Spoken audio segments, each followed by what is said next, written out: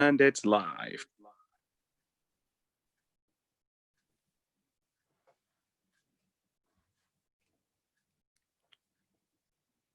Hello.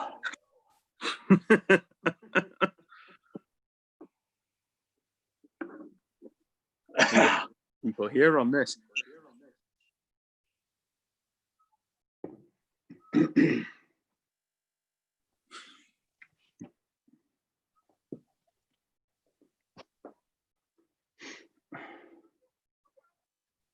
And we're live.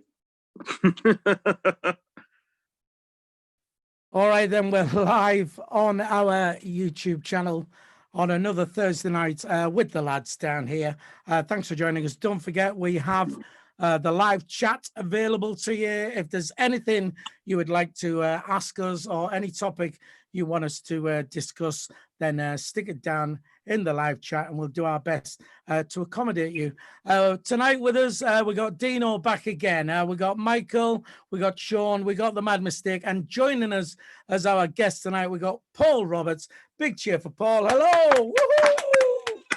So, and you got myself, wee Philly as well. All right. So hopefully we can keep you entertained for the next hour or so. Right. I think where I want to start tonight is last night. Obviously, it was the championship wrapped up their games, and what concerns us is the three teams which have now been relegated, which are Charlton, Wigan, and Hull City. Wigan have got an appeal going, but I can't see it changing anything. I think they're the three teams what are going to go down. Any one of those particularly going to worry anybody? Dino, do you want to start with that? Charlton probably, if they keep certain players. Nanos will probably get beat off them last minute again next season. Hull City, I'm not bothered by, not really. But no, look, George Honeyman will score against her. And Wigan, I feel a bit sorry for Wigan. I really do. I really feel sorry for Wigan because they were away 13th or something before the points deduction. Something like that. And they get the points deduction and they go down. It's very unfortunate, but I think their team's half decent as well. If you come 13th from the championship but get relegated by points deduction, they'll obviously have a good team. That's if they can keep the players together, what they've got now. But other than that, probably Charlton's my main worry. Yeah, I think, I mean, it was looking up until the 92nd minute when Barnsley were going to be relegated there. It was looking like there was going to be three really good away days because Barnsley, Wigan and Hull are all good away days. For me, Wigan, I think, will be a worry. The fact that they, effectively had 59 points in the championship are going to come down, and I think they'll have a very good team in our league. Sean, what do you think? I think that League One is going to be very hard with them three teams coming down. I think, I thought the other two seasons was difficult for us to get out with them three coming down. It just makes it even harder to finish in that top two next season.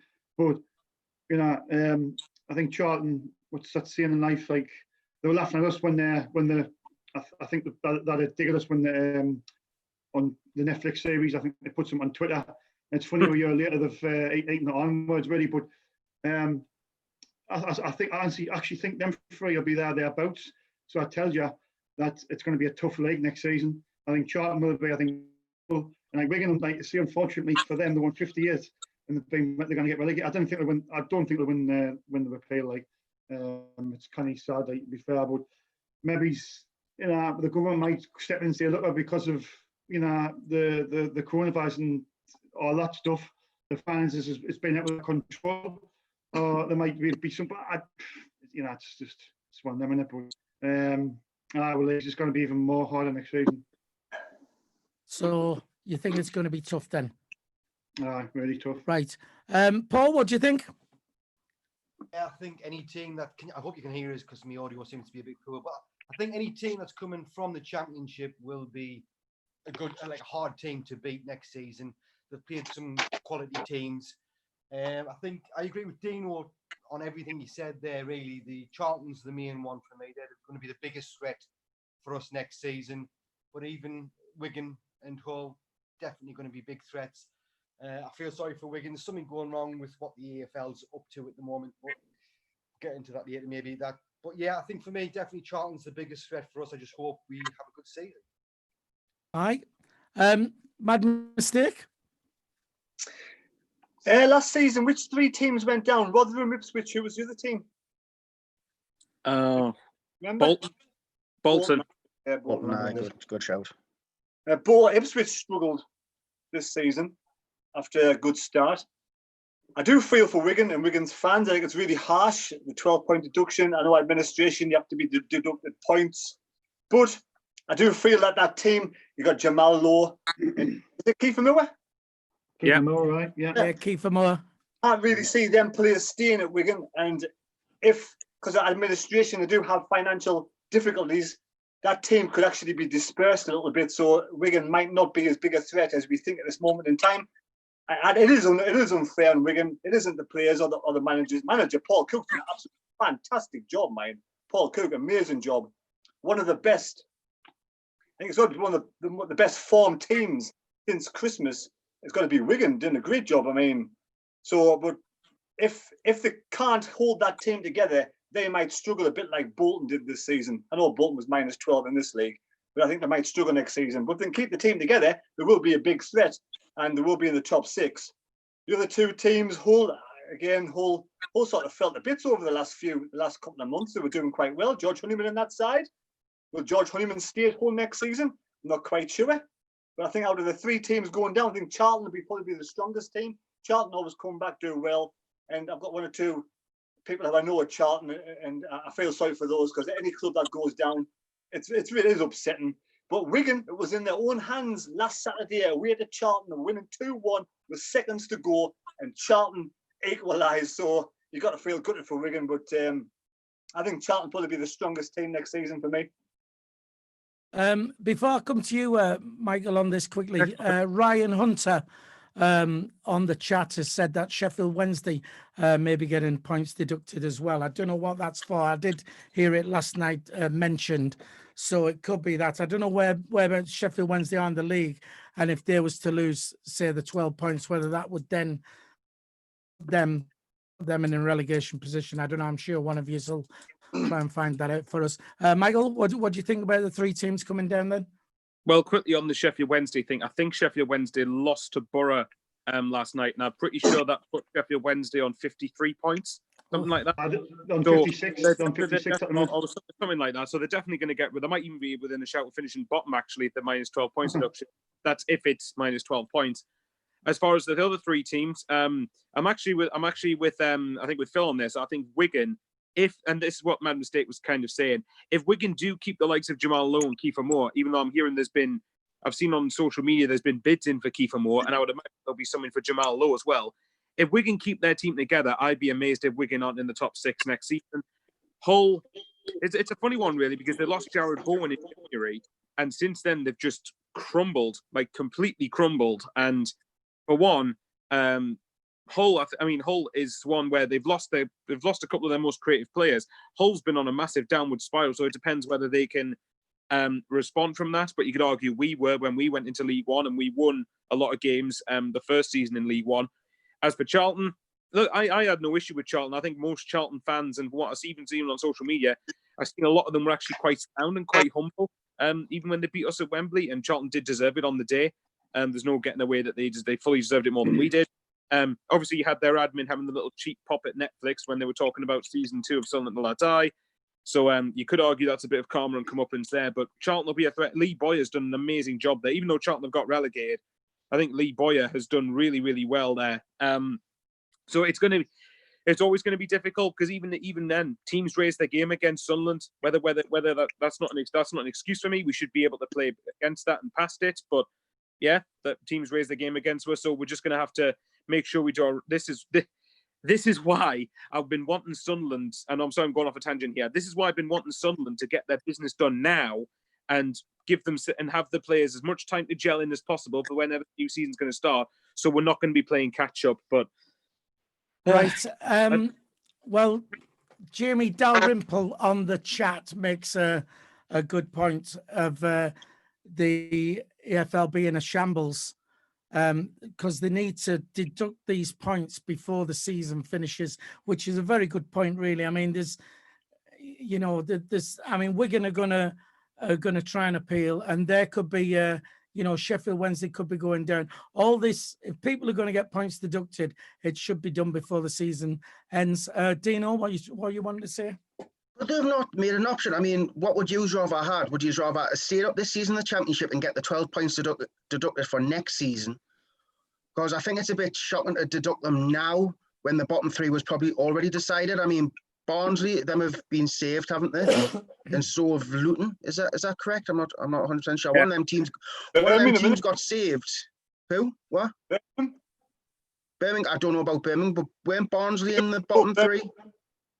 I think Luton were above Birmingham. But one team's being saved for them points deduction. So really, Was from Barnsley. if you could have done it, if you could have happened next season, you've still got giving yourself a chance to start from the season to get them 12 points back like Bolton did this season. Yeah. Was that not an option? Just to say, we'll deduct them next season. There's not rules in place, so I don't know. They should have set rules, because this is why. You know, if there were set rules, then Wigan have probably gone into administration knowing that they'll lose the 12 points, thinking that they could probably get enough points to stay up anyway with that deduction now, so that next season they weren't going to start on minus 12. But again, we need these laws in place, you know, these rules, so everybody knows what's happening. Mad mistake? didn't Bolton's happen after the season finished? That's why it went into the following season. I think so. I don't know. I think it did. It was where Wigan was it Bury and Bolton at the same time. It was after the season had finished, I think. I'm not 100% sure. I'd imagine so, though. I mean, 12 points. I mean, 12 points is only 4 wins. I mean, 4 wins at the start of the season, you're back on level points. And some teams don't, like some teams at the start of the season don't get 4 points in the first 4 games. So if you can get 12 points, and you might be able to survive in the championship. I mean, it's a bit unfair on Wigan's part, like it really is, in my opinion. The travesty. Well, apparently, David Walker on the chat here says that the teams are going to vote on the salary cap as well next week. So, but again, I've been away from things, so I don't even. It's all news to me. I know you have mentioned it briefly. Right, what I want to get on to, Sean. Very kindly last week went out and did some of his interviews, which have been very popular on the channel. And thanks for that, Sean, and your sister for doing the camera work. I watched them through on Saturday when I was full of vodka and started making notes that I wanted to bring up with you. And well, the rest of you really. One of the things you put to a few people was about the parachute payments, which the club got paid, and Stuart Donald used to purchase the club, which seems to get everybody's backup. Now I'm just playing devil's advocate here, right? But always, as always. Well, but you've got to put it like this: is there anything in the rules that says that the parachute payments that come down to the club when you come out of the Premiership, right, have to be spent on a certain thing, or can or cannot be spent on? People are saying it wasn't Stuart Donald's money, it was the club's money. But Stuart Donald owns the club, so it's his money. It comes to the club. Yes, I agree.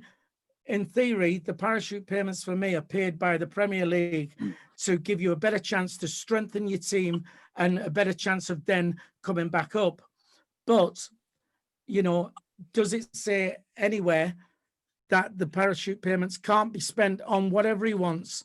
So, Sean, I'll go to you.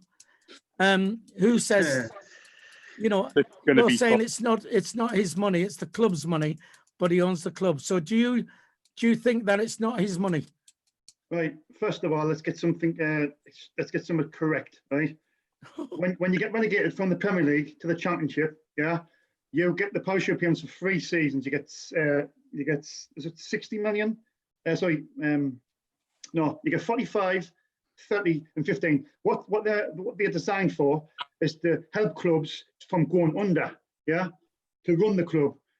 So in a nutshell, when I blame Ella Short a little bit here as well, because obviously he's sort of when he sold the club, he should have asked for the money up front.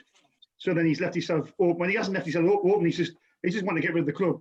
So what Stuart Donald's done, he's done well. Actually, he's very sly and clever.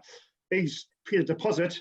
So then he thought, immaturely thought, we'll bring the costs down, and then the parachute payments, which is to run the club, the wages and everything. He's just thought we'll pay a deposit, and then we'll just use the rest of the parachute payments, so we'll bring the cost down to pay for the club. There's no rule in that, and seeing that you cannot put, it's not right. He's supposed to have paid a short 40 million for the club. Do you know what I mean? He's supposed to be 40 million out of his own money. He's buying the Southern Football Club with his money, not the club's money. What you get off Sky when the parachute payments is to help you to fund your club when you hit a massive loss, because obviously Sky, you get 120 million a year like Sky money. So that's to help you for clubs not to go under. You know what I mean? All right. Well, let me ask you a question then. Right. So you said the parachute payments are designed to stop a club going under, financially help them when there's the drop down the leagues. Right. So in that case, then, if Sunderland were in financial difficulties and at risk of going under, and Stuart Donald then spent the parachute payments to stop us going under, right, then would you have a problem with that? If you was to say that again, Philly? If he was to use the parachute payments to stop the club going bust, would you have a problem with that? Well, obviously, if he's using it to keep us afloat, which is that's what they're designed for, to keep the club afloat, so you can pay the players' wages, pay the people who work within the club. Do you know what I mean? And that's not a problem. But he's used the parachute payments to pay for the club. Now that's not his money. That's the club's money. He should. But he owns the club. He owns the club. Huh? He owns the club. If it's the club's money and he owns the club, then it's his money. Is that not right? That's not. Of course it is. It's not. The parachute payments was here before Stuart Donald even got here. That's the club's money. That's there to keep the club afloat, so they don't go under. Right. Okay then. All right. We'll agree to differ on that. Mad Mistake. What do you think about the parachute payments? I have no problem at all with what's happened with the takeover of the club. I have no problem with Stuart Donald when he first came into the club. What he's done is cut backs and save costs and did his best to keep it so we don't know at a loss. I have no problem with that part of Stuart Donald at all. And that's all I want to go on about at this moment in time. I have got a problem with the size of the price tag at this moment in time. The club is up for sale, but I've got no problem with them having a deal with Ellis Short. Ellis Short wiped away all the debt. Now that means that Ellis Short used the parachute payments to purchase the club. I haven't got a problem because we could have been in a worse situation. It's what happened since that we have problems with. But am I wrong in saying that when Ellis Short sold the club to Stuart Donald, right, was it not said early on that the parachute payments would go to pay off Ellis Short anyway? Was that not said at the start, or have I just made that up? I thought that's what it was as well, personally. So in that case, then I haven't got a problem with that. Right. So in that case, then everybody going on about the parachute payments, he's out of line using them to buy the club. It's what was said anyway, as far as I'm concerned, in the beginning. Go on. But the price tag now, 37.5 or 37.6 million, is too high. That's being a little bit greedy now. Right. Okay. Paul, what do you think about the parachute payments? I tend to agree with Sean in one sense. I don't think you should be using money that's already there for the club to buy the club unless you're prepared to sell it for, say, 17 million. Like, deduct the 20 million that was already the club's money from the sale price, if you know what I mean. So you can't like just say 20 million to buy the club and then expect to keep that as profit once you've sold the club. I just don't think that's fair. It should go back to the club. Right. Okay. Fair dues. Michael? I think I'm more along Sean's line of thinking with the parachute money, because I think that although Stuart Donald does own, the club, ultimately, as Sean rightly said, the parachute payments were here before Stuart Donald actually purchased the club. So I don't see why Stuart Donald has the right to then go and use that to help buy the club, unless you do that to pay for it up front, but then you have to then pay the parachute payment exact amount of figures back into the club, however long that's going to take. As far as look, we'd be interested to see if Ellis Short actually bothered to come out and talk about this, because he's obviously somebody who's on the receiving end of this deal. So I'd be interested to see if someone actually asked him, right, what was the terms of the deal? Because Stuart Donald's not going to come out and say what it is. He's not going to come out and say, oh, well, I didn't use the parachute payment money, even if I did, blah, blah, blah, blah.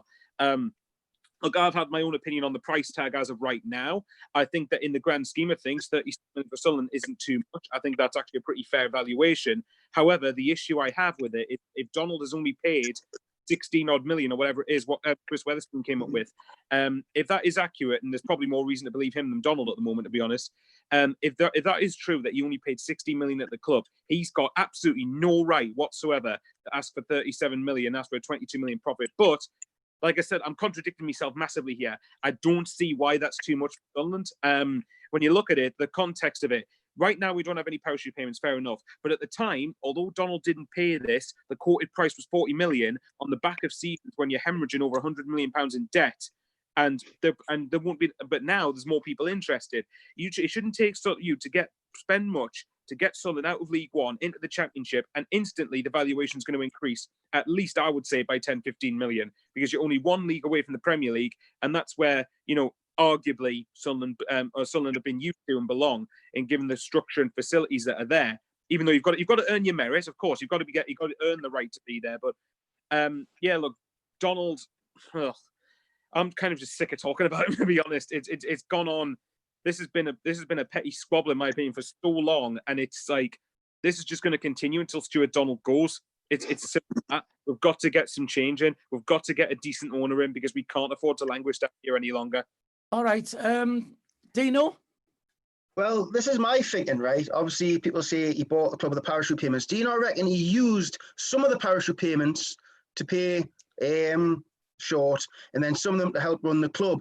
And the reason for the price tag is so the 40 million, so he gives like 20 million of it to Ellis Short, maybe in the deal, and then 20 million for himself. Maybe that's why the price tag's so high. Possibly. So he can pay the rest of, because he said he's going to do it in installments. So, and don't forget, when Stuart Donald came in, he had Ricky Alvarez court cases. He said I know people don't really believe him much these days, but when he first came in, he was saying there was loads of court fees and stuff like that for certain players who weren't even playing for the club, which Short failed to tell him about. So maybe he had to use some of the parachute money to get them sorted. But like you say, we're never going to know the real story behind it. Everyone can sit and go, oh, this was said, that was said, but no one knows facts. It's everyone's opinion of what happened until someone comes out foolproof, like Ellis Shaw comes out and says, this was happening. We're still all just going to argue about it. And like Michael said, I'm bored of it. I'm bored of talking about how he bought the club. It doesn't matter now. He's got the club. Why are we still talking about it? It was 2 years ago. I'm not finished yet, mate. Anyway, just very quickly, we've got to give a shout out to Jacob, of course, Jacob Cliff Pride, who's one of our regulars on the channel. He's watching down in Sussex, apparently. So, hi, Jacob. David Walker on the chat has said that Nick Barnes is saying that Bailey Wright is to sign a 2-year contract for Sunderland, but he's on holiday at the moment. Thoughts on that? Mad mistake? That's the one player we need to sign in this transfer window. We need to get Bailey Wright back. He was a massive difference for Phil Pattinson when he came in. We were a different side altogether. And as soon as he got injured, we felt the bits. So for me, it's number one priority to get Bailey Wright back at this club. Paul, what do you think of that? Yeah, totally agree. Totally agree. I thought he was brilliant while he was with us. I think he sort of organised defence really well, and I think he's just a really good quality League One player at least. Right, Fred, I mean, I think he's a must. And if that's true, that's actually a bit of positive news, what's coming through for once. Sean, what do you think? That'd be a good signing. I mean, as my mistake said there, when he come in, he organised the back three, because what was you can 3-4-3, and I think down Oxford, because where I was sat, you could see the defending line. You could see him talking to Flanagan, he was talking to Willis, and he was organising things, and we were actually passing the ball out of defence as well instead of hoofing it. So I think signing them is will be a great signing, I think, and as long as we can keep him fit, because I've been hearing stories he's very injury prone, so that's a bit of a problem. But if we can keep him fit, I think he could be a massive asset for us next season. Dino? I'm not looking into it as much, because I'm sick of hearing rumours. We're rumoured to be with Madison. He was in the North East, but for me, I think he might sign for Middlesbrough. I mean, I'm sick of rumours. I want to see something. There's no good saying, oh, he's going to sign a 2-year deal and he signs for someone else and everyone's kicking off. I mean, rumours these days mean nothing. Just wait and see. Let's wait until the club confirm we're getting players and it's actually confirmed. I'm sick of rumours now. I'm sick of the rumours about takeovers and transfers. I want to see something concrete. Michael? Great signing if it does happen, and I do tend to believe Nick Barnes, but I do appreciate what Dino's saying. I'm getting quite tired of all these rumours, and it never ever amounts to anything. My only issue with this is that for me, this should have been done a couple of weeks ago. It was a few weeks ago that Phil Parkinson said, and he actually said this on BBC Newcastle, that we are close in talks and close to a deal for a player. Now, it shouldn't really have taken 2-3 weeks to agree finer details of Bailey Wright's contract. Look, it get him through the door, fine, but for me, it should have been done a couple of weeks ago. We should be already looking on other targets now. And again, in a window where Bristol Rovers, I think, have signed 3 or 4 players. Blackpool have signed a few players. Bolton, who are in League 2, have signed a few players. I don't see why Sunderland shouldn't already have a few players through the door by now. Thing is, though, Michael, I totally agree with what you're saying. Get the business done early, get people settled in and stuff like that. But surely a big part of that is the unrest of what's going on with the sale of the club and stuff like that. It's actually the case Bristol Rovers and Blackpool signing players, and we aren't. If it's all, unless you mean the actual takeover business, but still, Donald has come out and said numerous times when there's been takeovers, it's not going to affect us in the business.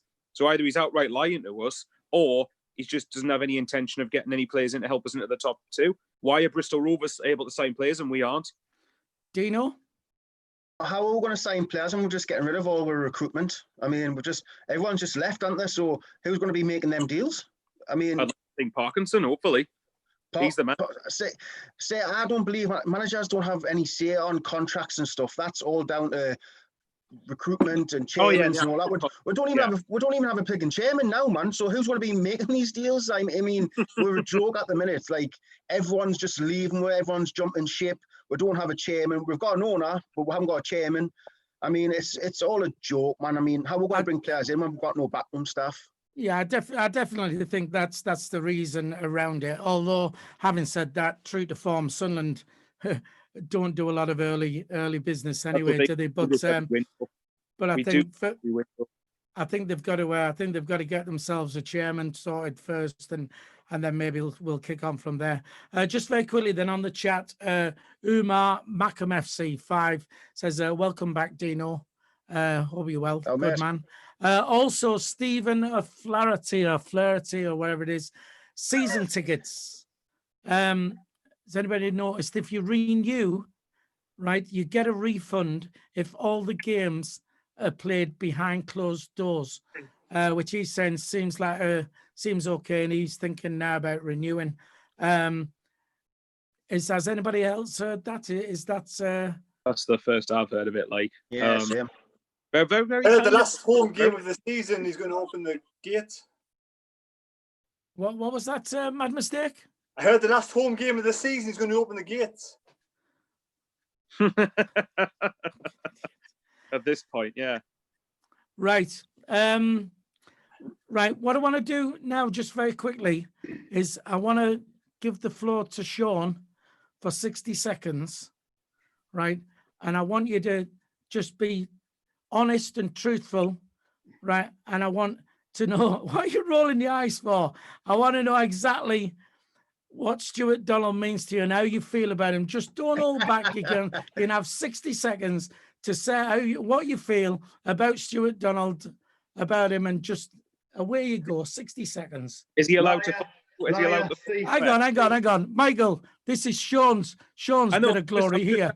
Is Sean allowed to full on swear here? Because I think he'll be He's, tempted no, he to do- can't. He can mildly swear. Right, go on, Sean. He's the liar. He's a thief. He's full of shit. He's a tosser. He's a manipulator. And I just don't like the bloke full stop. He's absolutely crippled our football club. Absolutely crippled to the point. He is the worst one in the history. 2 worst finishes in the history. That's his fault. Nobody else's. He's lied. He's stolen money off the club. 20 million. He's an absolute idiot. And he needs to sell the club as soon as possible. Because with him in charge, we're going to stay exactly where we are. And that's it, really. Thank you very much, Sean. Right. My question is, right, Stuart Donald blaming the fans, right, saying that they were toxic and probably why he's not had an offer for the club. And that's what he was getting at when he was saying the fans. Now, Sean, you're not toxic towards him, are you? No, definitely not. I mean, Well, you've just. The thing is, right? The thing is this is the problem. The guys had all sorts of threats and everything, right? Now, all you have to do, right? You're turning around saying, how can he blame the fans and stuff like that, right? There's nobody probably more toxic than yourself, right, towards him. So if you have a look at that, and again, I don't agree with a lot of what he's done. All I'm trying to do is analyze what was said, right? And he said he thinks the fans were probably to blame for him not having a buyer. And for me, what he meant by that was the fact that if there was a potential buyer coming in, they could look at it and go, fucking hell, them Sunderland fans have not half given him a hard time. He's had all these threats. He can't even show his face in Sunderland probably now, right? So on that score, for me, that's what he meant by the fans have not made it easy for another potential buyer to come in. So, Michael? I want to refer back to the Roke Report podcast. It was just after the playoff final last year. And Charlie Methven, and I think it was Stuart Donald and Charlie Methven. Now, if I'm misquoting this, please tell me. But it was something along the lines of there was this narrative trying to be painted that Sunderland fans are too demanding and too what's the word I'm looking for? Too hostile towards players like that. Charlie Methven's words, more or less, were the more that you go down that narrative, the more it becomes a potential excuse. And I want to use that as to right now. Stuart Donald has got absolutely no right whatsoever to blame the fans for this club being in the worst position of its entire history. I don't fully agree with Sean when he said it's his fault, no one else's. It's largely Stuart Donald's fault, but the management and players have got to look at themselves as well. But I did a research. I want to quickly refer to something I did for one of my own videos. I went through, not including Checker Trade, League or FA Cup game. I went through every single home game since Sunderland fell into League One and since their tenure has started. And I counted and I looked at all the attendance figures. Our lowest attendance official figure was 26,610 against Portsmouth in the playoff semi-final first leg. Bearing in mind, that was a home game that we only got about a week's notice was going ahead at that particular date. More often than not, we've got over half. I think I looked at the math. There's like 43 odd home games. Nearly half of them, or over half of them, are over 30,000 attendances. Yes, you can take a few thousand off for away fans, but you know we've got the biggest record attendance ever in League One. You've got the game against Pompey at the back end of last season before the playoffs started. That had over 40,000 there. Yeah, you had a few thousand Pompey fans, but that's still well over 35,000 Sunderland fans. We've sold out regularly away from home. There's barely been any away games we haven't sold out. We sold out Wembley within probably a week or so for the Checker Trade final. And the only reason we didn't sell out the playoff final was because London is a bloody expensive place to go for people from an area that Stuart said himself on Sunside Eye. We're not from the most well-off area in the country. And bearing in mind, that was only 6-7 weeks after the Checker Trade final. Stuart, well, don't you fucking dare blame the fans for anything that's gone on at this club. A large part of that is down to your watch, failed promises that you haven't bothered to keep. You keep going on about 100 points being the target for last season, yet you showed no ambition in the window to try and get a squad that would actually win that league next season. That is what the aim of someone of Sunderland should be in this league. You can't handle that. Get out the door. But I think what people are getting confused over is, they're saying, "Oh, he's blaming the fans. We've got the best fans in the country, and we turn out every week a massive waste." Well, it's all true. And we have got the best fans in the country. Of course we have, right? But people are just thinking, you're taking it out of context, and the fact that what he's basically saying is, that it's other prospective buyers could look at it the way he's been treated by the fans and could see it as causing an issue if they wanted to buy. So why do we have allegedly why do we have allegedly numerous buyers wanting to buy the club then?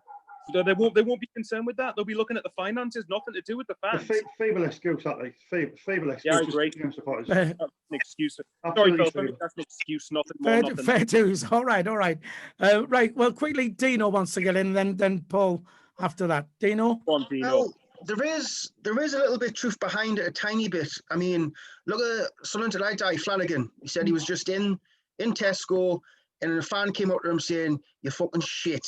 I mean, and like players don't mean to play badly, like especially like lower tier footballers where they're not on much money and they want to try and make their way up. Like, like when people are on like 100 grand a week, you can say that, look at them, they're not us, like look at Kazri and Coney and stuff like that. I mean, it doesn't help when it's on telly, Flanagan saying, fans came up to us saying I'm fucking shit and that I shouldn't be playing for the club and all that. I mean, that doesn't help.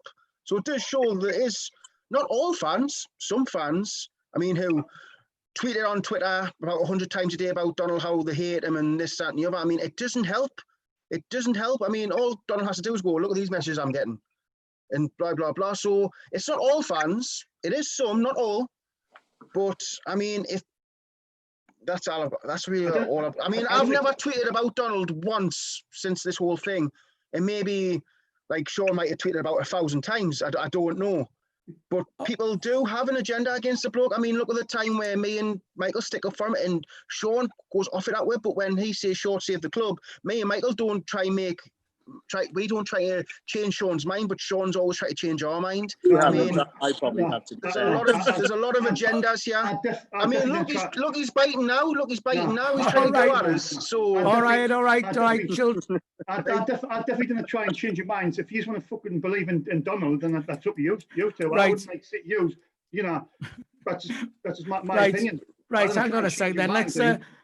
I think I got a bit bite there. It's not biting. It's not biting. Right, let Paul. What was you going to say, mate? Yeah, I don't think you can use the fans as any kind of excuse, because any club, Sunderland fans aren't just unique. Any club anywhere in the English leagues, I think, if they're playing the worst football and finishing in the worst positions they've ever finished in, they're going to react the same way to their owner or chairman, whoever's providing the money. There's going to be, even if there's only, say, 1% of the fan base that's going to tweet him, tell him to piss off, tell him he's useless, whatever it is that they're threatening him with. I think that would happen with any club. So I don't think you can use that as an excuse as to why somebody's not prepared to buy the club. Right. All right. Mad mistake? Well, the fans are the club. Let's face it. Number one, the fans are the club. Without the fans, the club is nothing, right? The fans are the most important thing at the club. Stuart Donald's come in. First, I don't believe in owners tweeting and being on social media as much as Stuart Donald has been on social media. It's ridiculous. How many other owners of clubs are on social media as much as Stuart Donald wanted to be the friend of all the fans? He's come in. He's been the Messiah. He's wanted to save the club. He wanted to be the main man. On Netflix, he dominated Netflix, took over Netflix. He's the one that him and Charlie Metfin give 100%. They controlled what went into the Netflix series. It was all about Stuart Donald, all about Charlie Metfin. Now, you make your bed, you sleep in it. They wanted to be in the spotlight. They wanted to be in the limelight.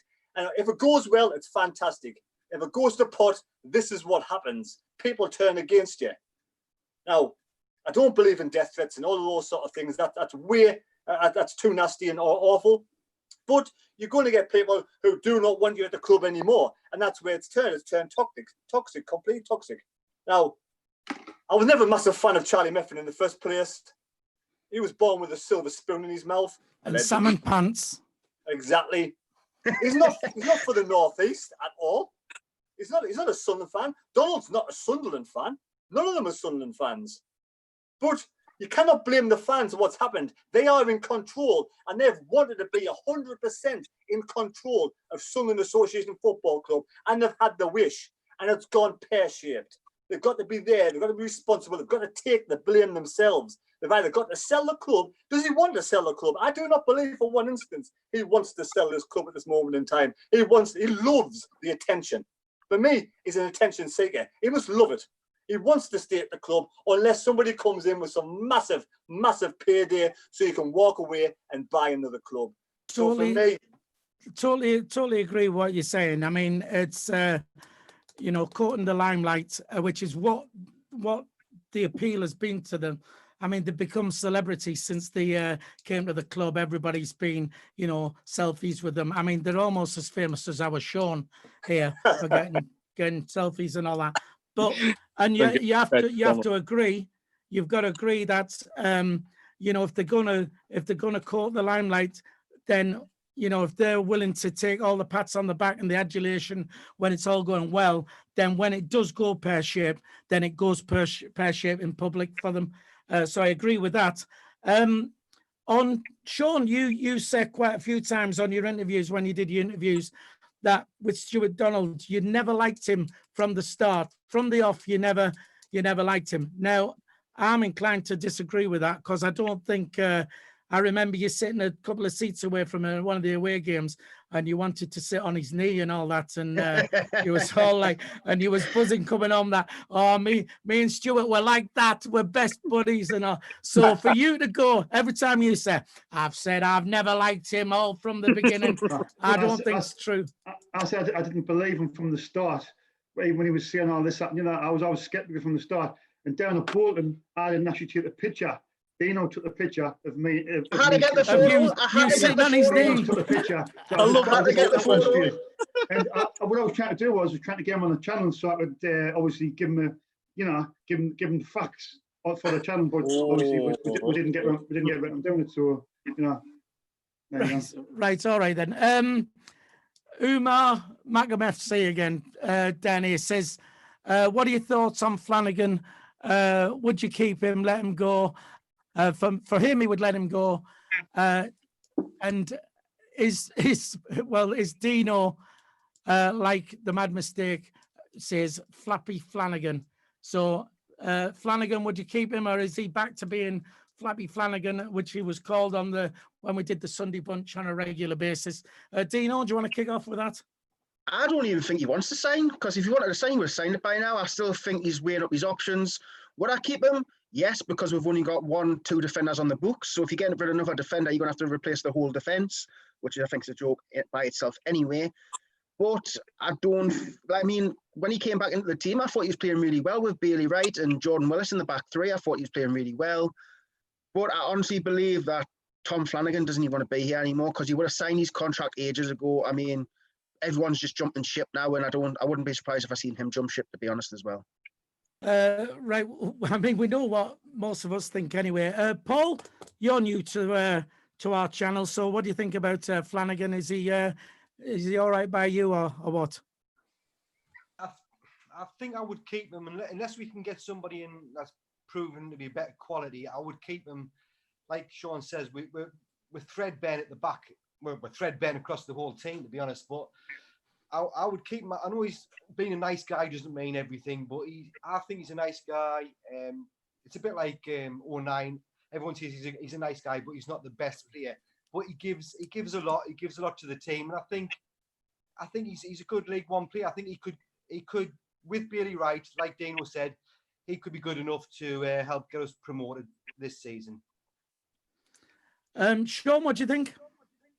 I think he's played their championship. he's been in the championship, so he's.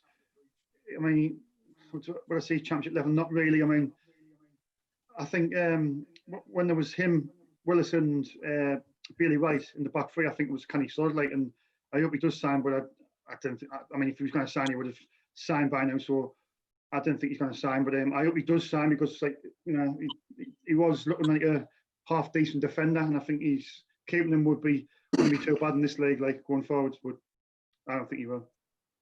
Mad mistake, Flappy Flanagan or what? I would get rid of Flabby Flanagan, but keep fantastic Flanagan, who scored that great header against Portsmouth in the Relegated and scored the great headers last season. So either Flabby Flanagan go, but stay fantastic Flanagan. Michael? I don't think I can top Terry's answer. No, for me, I'm with Dino. I think if Flanagan really wanted to stay, he would have signed it by now. How long ago were we offering Maguire, McLaughlin, and Flanagan the contracts? It must have been about 5-6 weeks ago. So at least the other two have actually told us, okay, right, McLaughlin, okay, fine, I want to go, or Maguire, I want to stay. If Flanagan wants to stay, why hasn't he signed the contract? Why is this still going on? This is yet again, this is why these contract situations should have been dealt months and months ago. And for whatever reason, we've decided to make it wait until the last couple of weeks of their contracts. Yay. Well-run club right there. But, you know, like, it's Flanagan. Look, I didn't mind Flanagan. I thought he was all right. I think the bloke that came up to him in Tesco's needs to be fucking ashamed of himself. But, you know, he did have his mistakes in him. But he also had some decent games with him. But just get it if you can get him to sign for a squad option, fine. But if he's going to mess you about, piss off, move on to someone else. Move on to getting someone else. There you go. I've just had my wife be rude in me ear, so I can't repeat what she said anyway. But it was something similar to Flappy Flanagan. Right then, we've had a couple people on the chat here. Somebody asking, does anybody know anything about the new strip? I know there's the new sponsor got released this week. Some money saving company or whatever. The irony of it. But they're asking, anybody know when the new strip's out? Anybody any news on that? Well, now obviously the sponsor's been announced. I think, and obviously when Nike was coming in, I can't imagine it'd be much longer now. I know I've obviously had the lockdown and stuff, but it's got to be in the next couple of weeks, surely. Should be. We're nearly in August now, and do you know what I mean? I know the seasons are starting until September, so I think the next couple of weeks something will be released. What date's the season starting? Well, potentially September the 12th, but it could be later on that month, I believe. But and are we starting with the fans back in the ground? Was it September when the government said that? Well, now they're saying October now. They're saying potentially October could be the time when we're starting to get 40% of the supporters inside the ground. So it'll just be in phases, won't it? Right. Well, what I want to ask is the season ticket sales again. And I know, and I do apologise for this, Sean, because it's all coming on your interviews, and I was full of vodka when I made my notes.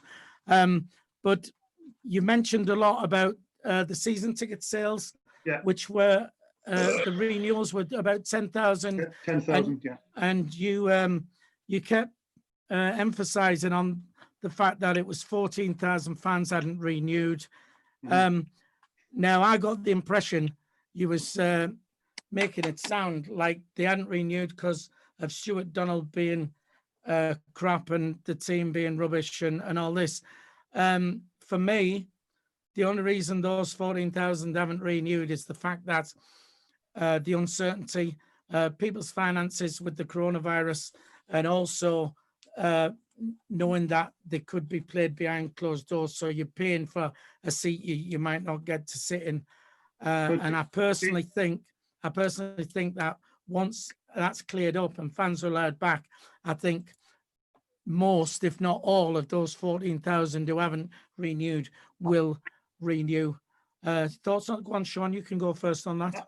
Well, I've just heard of a lot of people for the grapevine that, well, a lot of supporters who've been there for 30, 40 years, and they're not renewing because of Donald, not because of potential what could be played behind closed doors for the first 3 or 4 games.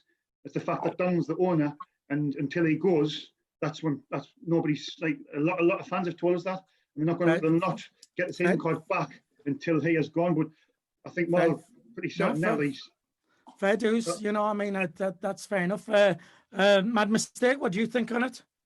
Couple of things. First of all, I don't agree in any football player being abused anywhere, full stop. Flanagan's contract.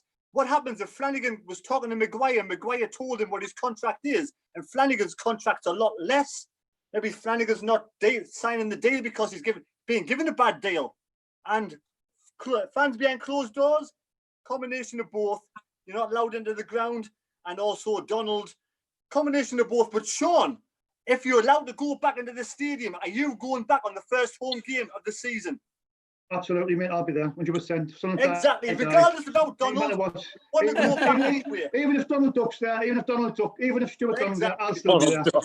Yeah, exactly. I'll be there. Maybe behind closed doors, the fans aren't renewing the season card because it's a rip-off, getting a live stream rather than going to the match. We want to go to the match to see Sunderland play. Thank you. Paul? Yeah, I think if the fans are allowed back in the ground, I think we'll easily get another 10,000 season ticket holders. Maybe 20, maybe get another 24 in total. But it's not knowing. If you're going to be watching it on a crappy stream, you're not going to pay that kind of money. I mean, even if you're guaranteed a refund, I don't think people will pay it. To be honest with you, I certainly wouldn't pay it. I mean, I don't have a season ticket anyway. I live too far down south and I can't get to all the games. It's not worth it for me anyway. But for the fans that get it every single season, get the season ticket, regardless of whether they can afford it or not, they find the money, they get the season tickets. They're not going to pay that money to sit and watch it on an iPad. No way.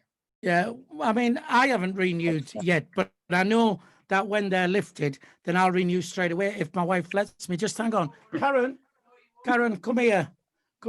If she'll let me, then I'll renew straight away because we all know the process. See you know. We all know. Come and see you know. Come here. So, will I be allowed to get my season ticket when the ban's lifted? Absolutely not. And I'll tell you for why. Because I thought I was your one and only Flappy fan.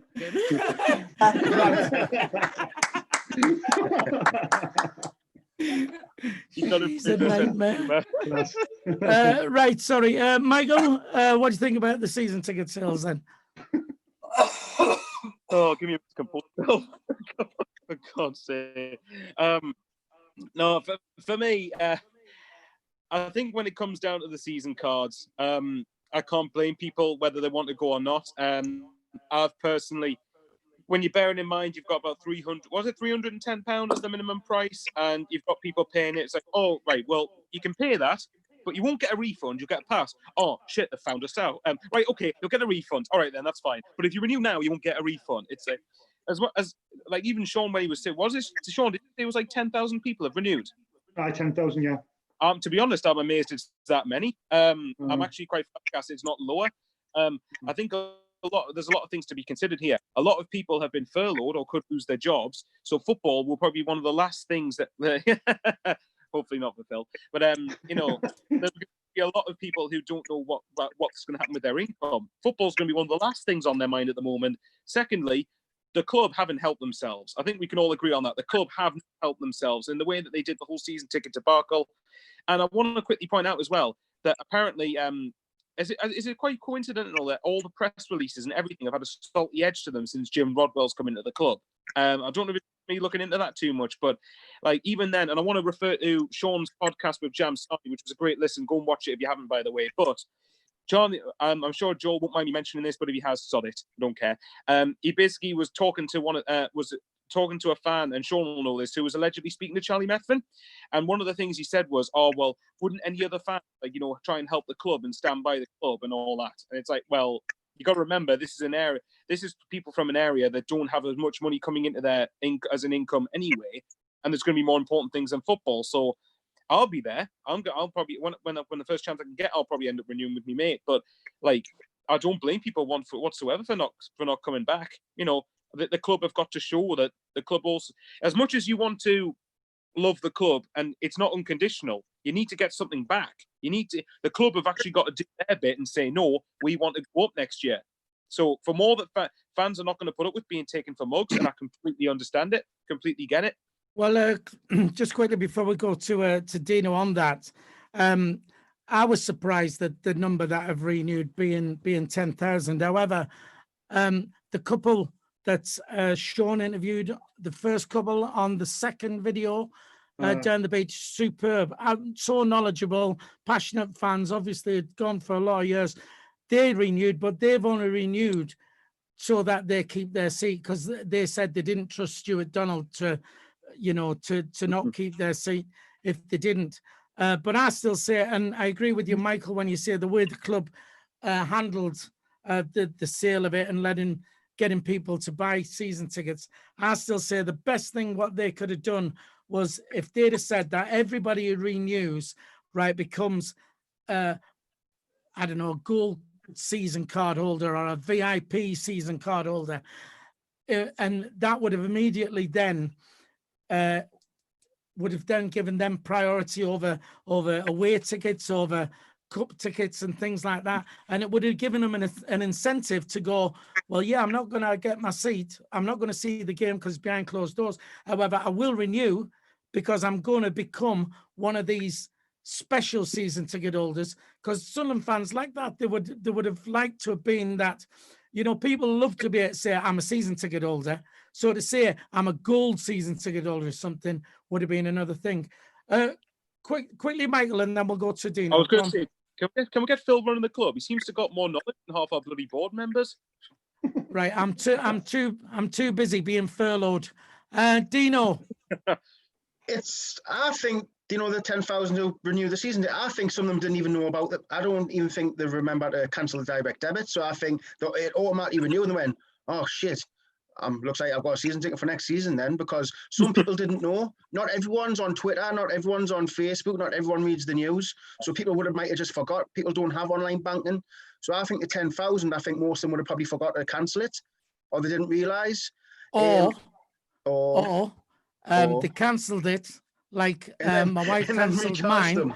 And then the club reinstated it, and we had to cancel it again. Sneaky little buggers. Well, there is that as well. But I'm not renewing because there's no guarantee I'm going to be in the stadium. And I'm not going to pay money for something I don't know what's going to happen in the future. So like you say, I'd rather wait to see what's going to happen when we're allowed back in. And then maybe I won't get a season ticket, maybe get a half season ticket. I'll do what Mad Mistake does and go to the ticket office and buy it game by game. I mean, you don't have to have a season ticket to be a supporter. It's as simple as that. I mean, season tickets aren't like back in the day, everyone used to say, oh, you're not a true supporter if you don't have a season ticket. Not everyone can afford it. And not everyone wants to go to every game because people work weekends and stuff like that. So it is by the by. But like you say, I think most of the fans who renewed didn't actually know. So it would have probably been less if they knew about it. So that's my opinion on it anyway. Yeah, I think overall, though, I do think that once the ban's lifted and fans are allowed back in, I think, the majority of the people who haven't renewed will renew anyway. And I don't think, I mean, I'm not doing what you're saying, Sean. There probably is, there'll be an element of fans who won't go because of the current situation. But I think overall, I think the majority will just renew anyway. Right, look, what I've got to do quickly before we wrap it up. Want to give a shout out to Ethan or SFC 15 on the chat, who said he was speaking to Dino and Sean as you were sat in front of him at Oxford, and you both sound lads, and they enjoy watching you. So obviously they don't know you both, but he thinks you both sound lads. So there you go. So a big shout out to him for that. That just about wraps it up. Has anybody else anything you want to jump in quick? You got a minute? There was a question of Thean SEFC.